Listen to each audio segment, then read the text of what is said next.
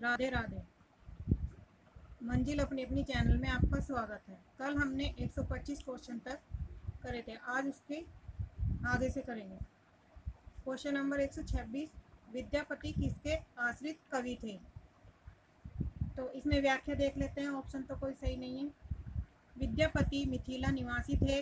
वैष्णव महाजन पदावली के संग्रहकार ने लिखा है कि यह महाराज शिव सिंह के सभा पंडित थे। विद्यापति की लिखी हुई पुस्तकों से पता चलता है कि उन्हें 5 उपाधियां प्राप्त थी: कवि शेखर, दशावधान, कवि कंठार, पंचानन तथा अभिनव जयदेव।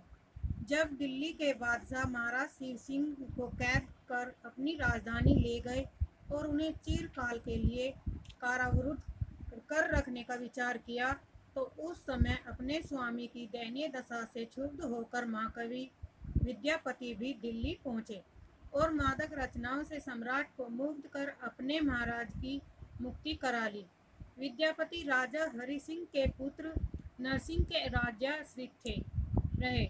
नरसिंह की आज्ञा से विद्यापति ने विभागसार नामक ग्रंथ लिखा, जिसमें उत्तराधिकार एवं दाय भाग की व्यवस्था दी गई है। तत्कालीन शासक इब्राहिम शाह के शासन की दुर्व्यवस्था की और उन्होंने अपनी कीर्ति लता में कटु आलोचना की। विद्यापति कीर्ति सिंह के भी आश्रित कवि थे, जिनके यशगान में कीर्ति लता की रचना 1403 ईस्वी में की है। अतः प्रश्न 3 विकल्प सही है। यही कारण है कि उत्तर प्रदेश माध्यमिक शिक्षा चयन बोर्ड ने इस प्रश्न को मूल्यांकन से बाहर कर दिया। क्वेश्चन नंबर 127, निम्नलिखित में से कौन सा नाम नाथपंथी साधकों में शामिल नहीं है? Option C कनप।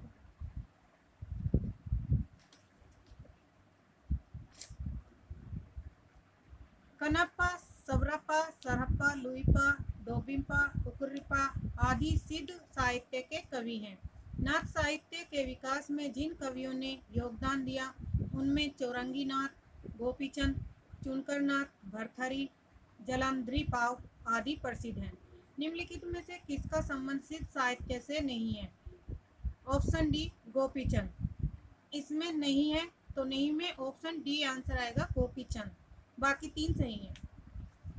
129, सरहप्पा का संबंध निम्न में से किससे है? तो सरहप्पा का संबंध ऑप्शन ए सिद्ध साहित्य से। नाथ पंथ के प्रणेता कौन थे? Option A Adinath. नाथ पंथ के प्रणेता आदिनाथ थे। योगिक क्रिया के उद्धार के लिए नाथ संप्रदाय का उदय हुआ। नाथ संप्रदाय के संस्थापक आदिनाथ को भगवान शंकर का अवतार माना जाता है।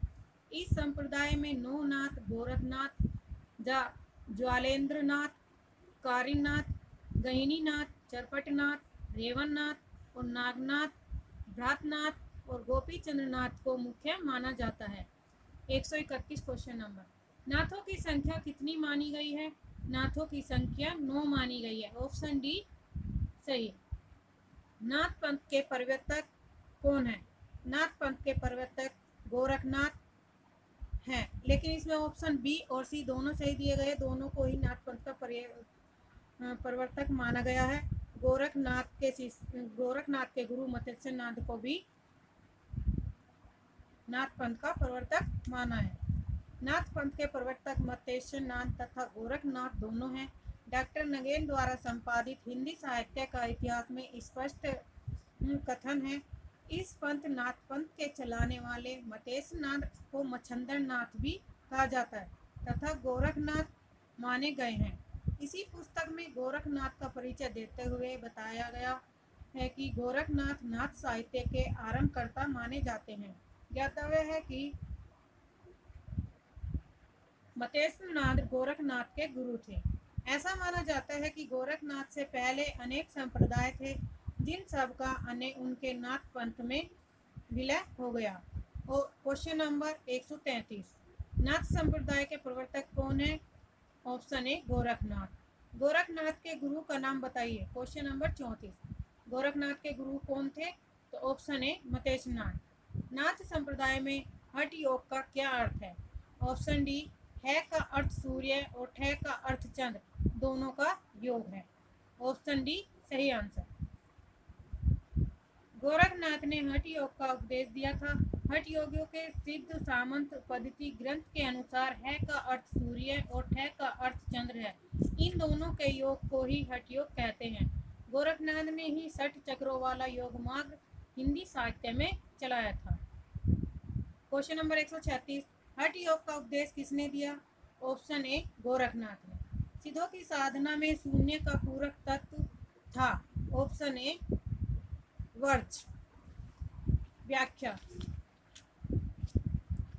तांत्रिक सिद्धों का मूलाधिकार लोकायतिक एवं भौतिकवादी था, किंतु सामंती व्यवस्था की सत्ताधारी विचारधारा ने उनको भी अपना कालांगनी में लपेट लिया और वे भी पंच महाभूतों को समस्त भव संसार का बीज मानने एवं काया से मन की उत्पत्ति मानने के बजाय चित्त को ही भव तथा निर्वाण का बीज मानकर चिंतकारणवादी बन बैठे। इंद्रियों तथा उनके विषयों को तो उन्होंने पंचभूतों पर आश्रित रखा, लेकिन छठी इंद्रिय अर्थात मन के केंद्र से वे उलटकर अर्ध अध्यात्मवादी और दिग्भ्रमित लोकायतवादी हो गए। इस प्रतिस्थापन का सूक्ष्म केंद्र मन हुआ। मन आदि रूप में निर्मल तथा सहज स्वभाव वाला हुआ। यह संकल्प निवेशित चित्त है। यही प्रज्ञा और उपाय के समागम से समन्वित होकर बोधि चित्त है, जिसमें शून्यता और करुणा की अधेकता है। इसी चित्त को प्राण द्वारा कमल में आसीन किया जाता है, तब यह वज्र रूप होता है। राग ही वज्र है, उपाय है और मुद्रा के आगे महामुद्रा साधना का पूरक है। अतः करुणा भूषित राग ही महामुद्रा से समागम करने पर महाराग होता है। जो मोक्ष का हेतु है, यह करुणा भूषित राग अर्थात महाराग शून्यता से समागम करने की प्रवृत्ति के कारण वर्ज राग है। अतः स्पष्ट है कि सिद्धों की साधना में शून्य का पूरक तत्व क्या है? वर्ज है। 138 क्वेश्चन नंबर, सिद्ध कवियों द्वारा प्रयुक्त भाषा को क्या कहा गया है? ऑप्शन डी संध्या भाषा। सिंध कवियों के द्वारा प्रयुक्त भाषा को संध्या या संध्या कहा जाता है। इन्होंने संध्या भाषा शैली में रचनाएं की। संध्या भाषा वस्तुतः अंत साधनात्मक अनुभूतियों का संकेत करने वाली प्रतीक भाषा है। इस भाषा शैली का उपयोग नाथों ने किया है। क्वेश्चन नंबर 139, निम्नलिखित में से सिद्ध साहित्य के विषय में कौन सा कथन सत्य नहीं है? तो इसमें ऑप्शन डी सत्य नहीं है। सिद्ध साहित्य का पढ़ना पिंगल भाषा में हुआ, ये गलत है, क्योंकि सिद्ध साहित्य में पिंगल भाषा का नहीं डिंगल भाषा का प्रयोग हुआ था। व्याख्या, डॉक्टर तोसी तोरी अपनी पुस्तक पुरानी राजस्थानी में गुजरात और राजस्थान के पश्चिमी भाग की भाषा को पुरानी पश्चिमी राजस्थान थानी एवं सुरसेन तथा राजस्थान के पूर्व भाग की भाषा को पिंगल अपभ्रंश नाम देते हैं। सिद्ध साहित्य का नाम पिंगल भाषा में नहीं, विकल्प डी असत्य है। आज हमारा ये टॉपिक कंप्लीट हुआ। अब नेक्स्ट वीडियो में हम भक्ति काल पढ़ेंगे। Thank you.